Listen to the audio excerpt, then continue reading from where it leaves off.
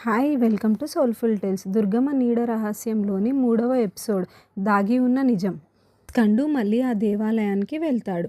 ఈసారి అక్కడి గోడలపైన విచిత్రమైన గుర్తులు ప్రకాశిస్తున్నాయి. ఆ దేవాలయం సాధారణ స్థలం కాదని, అదొక పురాతన శక్తి నిలయమని అతనికి అర్థమవుతుంది. స్కండు అలా చూస్తూ ఉండగా ఒక్కసారిగా చీకట్లోంచి ఒక భయంకరమైన నీడ రూపం బయటపడుతుంది. దాని కళ్ళు అగ్నిలా మెరుస్తున్నాయి.